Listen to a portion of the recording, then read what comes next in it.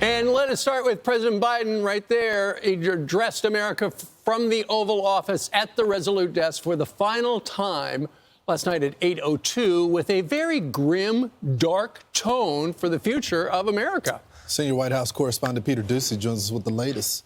Good morning, Peter.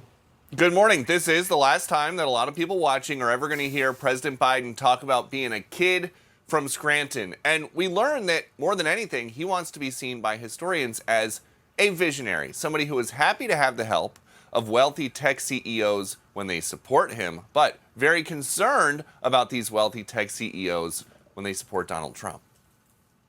I want to warn the country of some things that give me great concern.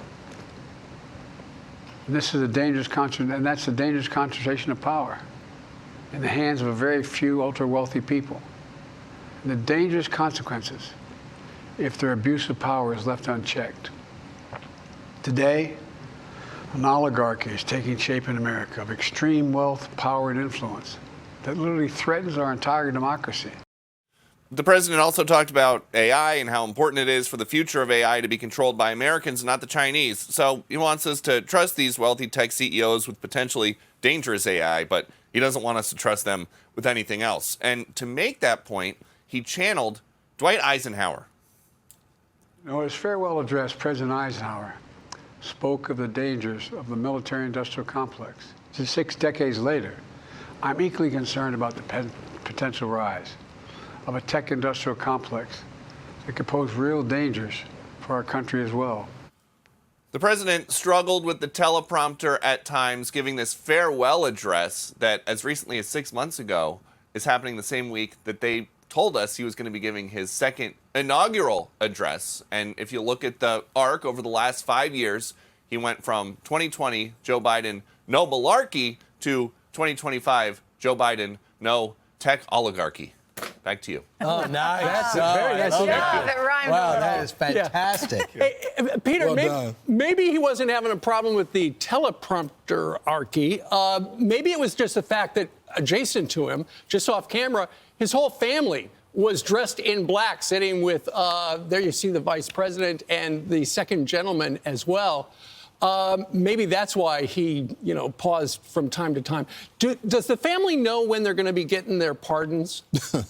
Well, by Monday at noon, they hope, unless they're going to contact Donald Trump for it. But throughout the speech, it just didn't seem like he, as somebody who is the #1 consumer of Joe Biden content over the last 6 years or so, it didn't seem like he was really into it. And this is surely an emotional time for him. But he gets choked up talking about just about anything involving his childhood or his early career.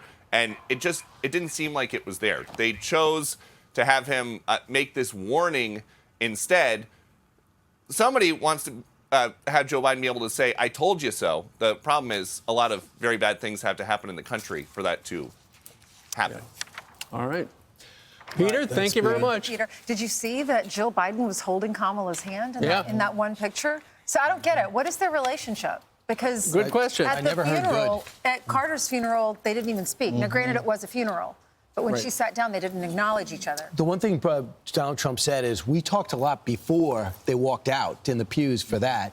But I don't think they get along. I think that's obviously true. And she's been a disastrous vice president, a terrible candidate, and not even standing up for California at a time in which she could really shine. Wait, Doug's holding and her hand, to too. jump into the void. Was she losing her balance? I'm not sure. Well, I think Joe Biden was talking about his partner, the vice president. Well, that could be an important part. We'll see. But the one thing is clear. Joe Biden is going out and he's trying to collect as much as he can in terms of wins. But there's a story today in the Washington Post how quiet the Democratic Party has been in defending him. Even Chris Coons, for the most part, would find a camera and say, Joe Biden's a genius, or Joe Scarborough, this is the best version of Joe Biden. So they went from that to zero. So I guess they're saying, don't let the door hit you as you leave. Well, I think also his legacy is, they used to say he was a nice, honest man. His legacy, he's not an honest person. I mean, he lied about the pardon. Comer's report. Exactly. He lied about the relationship with his son and his business dealings. And then he said he wasn't going to pardon him. And he does that. I even look at yesterday. This is an opportunity for bipartisanship. I'm not suggesting he not be a politician and say, you know, I'm responsible for this deal that just happened between Hamas and Israel. But to look at the reporter and laugh it off and say, what do you think? Oh, Is that a in joke? such a condescending joke? The way. reporter Are said, you kidding me? Does Trump deserve credit for the ceasefire? And he laughed and said, is that a joke? Like That was Jackie Heinrich who asked that question, and it was an absolute good one. Look, you know, you talk about over the arc of his 4 years. Remember, I think the quotation that will live on past his presidency and into eternity is the fact that, as Robert Hur described him, he's a kindly older gentleman with a really bad memory. Well, last night we watched for 18 minutes.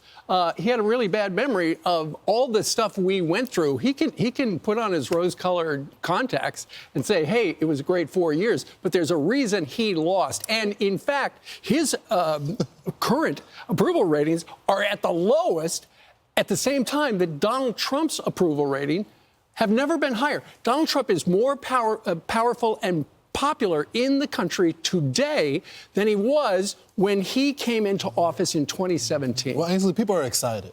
Yeah, you know what? People are very excited about Monday, and we're seeing a lot of Democrats that are even excited. Look at what's happening at Silicon Valley. All those guys are going to be sitting up there with him on the 20th, on Monday. But I think when you watched his speech last night, I think he's so bitter, angry. We need a positive message right now about the future. This was his chance to be kind and to say, I wish Donald Trump well. These are my successes over the last 4 years, instead of condemning everybody and warning us of extreme wealth and power and influence. These men that he's angry at, all of, you know, the Elon Musks and Bezos, Zuckerberg.